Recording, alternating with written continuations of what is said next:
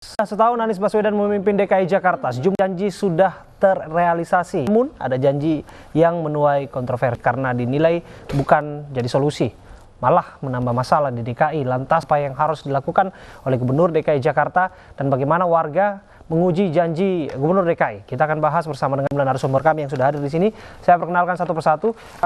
Mas Rian S yang merupakan politisi PSI saat ini ya. Betul. Menggunakan jaket merahnya ya. Dan saya tahu juga mantan staf Pak Basuki Cahayapurnama, Pak Ahok. Betul. Ya, dan juga di sebelah kiri saya ada Mas Andrians, jubir PKS Muda DKI Jakarta, politisi PKS ya. Dan juga ada Mas Yoyo Sugeng Triyogo yang merupakan Waketum DPP Apersi. Sangat disayangkan sebetulnya kita juga berupaya untuk mengundang dan sudah terkonfirm tadi Pak Sudirman Said, mantan ketua tim sinkronisasi Anies Sandi, namun di menit-menit terakhir membatalkan untuk bergabung dalam dialog ini. Tapi saya pikir sudah bisa tersuarakan apa yang akan disampaikan oleh beliau lewat Mas Andrians. Dari 3 janji Pak Anies dan Sandi, menurut Anda paling mengesankan dan tercapai itu bagaimana? Di antara janji-janji yang disampaikan oleh Pak Anies selama 5 tahun ke depan pada waktu pilkada kemarin ada 10-11 ya yang kemudian telah direalisasikan. Yang paling menarik itu adalah penghentian reklamasi. Karena reklamasi kan sudah sejak lama dan ini menjadi hal yang tidak mudah sebenarnya bagi Pak Anies Baswedan untuk menghentikan reklamasi.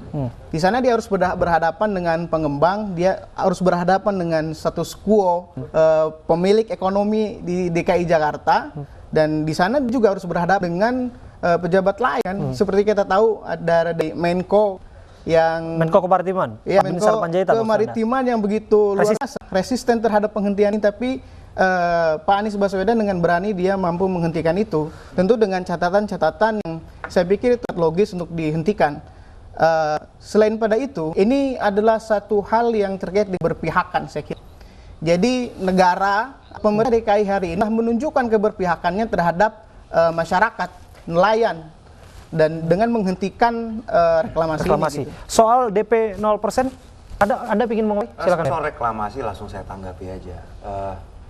Betul, Pak Anies sudah mencabut beberapa izin. Tapi kalau saya nggak salah ada 5 pulau yang ongoing. Saya yakin rancangan perda akan terus bergulir. Jadi kalau misalnya dikatakan Pak Anies menghentikan reklamasi, nanti dulu. Kalau mencabut beberapa izin pulau reklamasi, saya setuju dan saya apresiasi. Yang belum tersentuh, namun yang sedang tetap dibiarkan maksudnya. Yang sudah berjalan sekarang status quo begitu saja, dan rancangan perda sebentar lagi akan digulirkan di DPRD. Jadi kalau dikatakan reklamasi berhenti, saya katakan enggak lah, dan kita jangan bermain di deal lah. Lebih baik clear aja. Pak Anies mencabut beberapa izin reklamasi. Lebih clear dibanding Pak Anies hentikan reklamasi. Uang itu bentar lagi rancangan perda jalan kok ke DPRD. Jadi dari beberapa kajian yang saya mengikuti dari kajian itu, ada beberapa pengembang yang maaf ini ya, dia bangun terlebih dahulu, ternyata izinnya tidak ada. Dan yang telah memberikan apa istilahnya konsesi begitu, membangun A, membangun B, membangun rusun, membangun apapun, itu dicatat sebagai satu bentuk keadilan.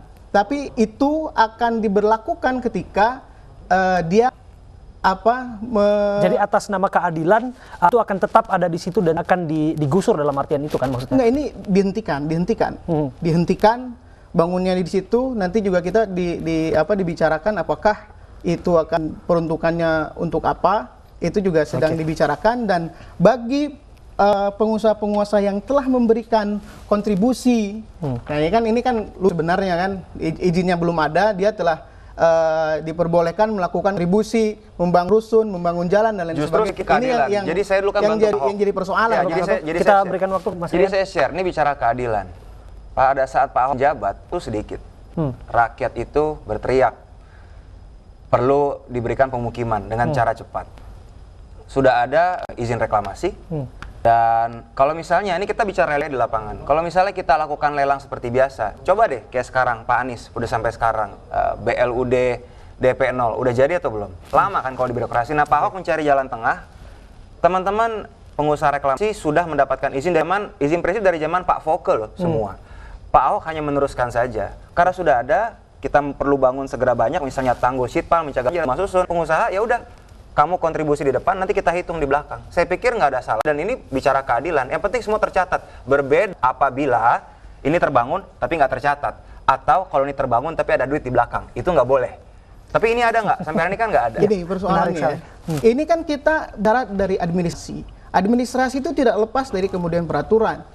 Ketika kemudian dia melakukan hal itu, memberikan izin konsesi terlebih dahulu, dan pemerintah DKI mampu melakukan itu mau dicatat di mana? Catat Pak, Bapak harus cek di birokrasi di dalam. kan? Itu dicatat. Jadi kalau Bapak bilang nggak catat, itu nggak Jadi kalau akurat. misalkan pencatatan daripada misalkan telah ada terima, ini jadi persoalan. Apakah kemudian bentuknya itu kan dicatat sebagai aset atau kemudian dia akan Aset. masuk kepada APBD? Kan Saya jawab, begitu. Nah itu jadi persoalan. Kalau kemudian diberikan terlebih dahulu izinnya kemudian dibangun, buat apa ada APBD? Ini yang menjadi persoalan. APBD penyerapan pada waktu itu Justru tidak gampang. kemudian Daripada kita optimal. APBD dan Tetap pajak kemudian masyarakat, ini, lebih baik kita minta pengusaha bangun buat masyarakat. tapi Itu ini kan konsep yang dulu pertanyaannya dilakukan. begini, pemerintah ada di sisi mana? Pemerintah pro siap siapa? di pendidikan, Pemerintah pro kesehatan, terhadap memberikan pengusaha, daging atau kemudian murah, pemerintah pro beras terhadap murah. rakyat? Oke, Ini jadi soal. tapi soal Pak Anies yang akan membongkar 4 pulau reklamasi ini akan seperti apa? Komentar Anda. Silakan. Jadi pertama, ini kan dilihat daripada peruntukan pertama yang saya tahu ya. Peruntukannya nanti ke depan untuk akan dibicarakan. Tentu ini diperuntukkan untuk masyarakat dan rakyat. Ya kan? Artinya memang tidak serta-merta Kita lihat, ya lihat nanti apa perdanya akan muncul seperti apa. Tapi saya melihat ini peruntukannya yang sudah ada, ya kan? Karena dia juga tercatat sebagai bentuk kontribusi dari pengusaha, akan begitu kemudian diangkat. Atau itu diperuntukkan untuk pure dengan masyarakat, itu yang kemudian jadi catatan. Oke, Bapak-Bapak, supaya semakin menarik apa yang kita bahas ini, kita coba kaitkan, kita buat relevan lagi soal DP 0 rupiah. Sudah disinggung tadi soal BLUD dan kemudian soal proses yang panjang sebetulnya. Menarik untuk membahas karena Pak Anies sebetulnya sudah groundbreaking Januari. Kemudian per hari ini launching. Sampai saat ini pergubnya belum ada untuk mengatur mekanisme pembayaran, kemudian detail dan lain-lain. Menurut Anda apakah memang prosesnya berbelit-belit? Apakah memang proses panjang ini kemudian jadi itu hal yang perlu bagi masyarakat ini mendapatkan janji Pak Anies? Pertama, kita melihat dari sisi regulasi, tentu koordinasi dengan OJK dan BI dan lain-lain. Mengapa masalah itu juga perlu difikskan. Yang kedua, itu juga terkait dengan siapa nanti yang akan mengisi itu. Kita juga mau kan rusun dibangun oleh APBD DKI atau kemudian oleh konsesi dari pengusaha, tapi yang ngisi Bank DKI ini kan jadi masalah. Soal pendaftar itu sudah masuk sebetulnya. Januari sudah ada 6.000. Bahkan yang kalau tidak salah yang akan mendapatkan hak itu sekitar 780 betulnya. Ada syarat-syarat disebutkan nikah, kemudian warga Jakarta KTP-nya, kemudian silan 4 juta hingga 7 juta. Yang menarik adalah ketika pergubnya yang sampai saat ini belum hadir begitu. Jadi saya komentar soal rumah DP 0. Jadi kita teringat pada saat, jadi gini, dalam politik kita melihat gampang. Batu ujinya 2. Pertama, janji kampanye seperti apa, lalu realisasi seperti apa. Janji kampanye kita semua ingat, mungkin Bapak Ibu yang nonton di rumah ingat.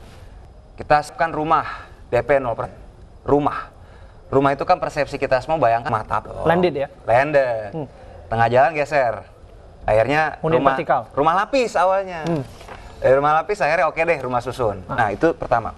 Kedua, begitu konsep rumah DP 0, kan tadi menyambung komentar dari Bro Andri, keberpihakan. Nah, Pak Anies, Pak Sandi pada saat kampanye ini saya pikir asik juga, narasi-narasi kampanye itu cenderung populis dan pro rakyat kecil. Saya setuju, bela rakyat kecil, jadi setuju keberpihakan. Apa yang salah sebetulnya soal itu? Realisanya, kita cek sekarang soal DP 0%. Contoh, apartemen yang dibangun sekarang di Kelapa Village ya, sebagai rumah Kelapa DP 0. Tipe 21 aja. Angsurannya per bulan itu 2 juta. Selama 20 tahun. Asumsi gaji 5,7 juta per bulan. Sekarang kita tanya bersama. Upah minimum regional DKI Jakarta berapa sih? 3,6. Tidak menyampai itu. Artinya ini yang mau disasar rumah DP 0 ini sebenarnya, maaf ya, teman-teman golongan kurang mampu atau golongan wong cilik atau sebagai kalangan menengah. Padahal narasi kami itu betul-betul pro wong cilik. Oke, sampai sebenarnya kita bisa tanya, benarkah ini hanya nasi politik populisme belaka pada akhirnya tidak bisa menyasar rakyat kecil gitu di bawah di UMR warga Jakarta? Saya kira begini, ini kan satu hal yang menurut saya patut diapresiasi tentang hal memberikan rumah terhadap warga DKI, ya kan? Ini kan kita misalkan ketika ingin mencicil rumah itu juga ada perhitungan dan sebagainya. Kira dari tidak semua kan yang PPSU itu berapa gajinya, kemudian yang kecil berapa gajinya. Iya. Nah biasanya ada dia disatukan dengan istrinya dan lain sebagainya kan.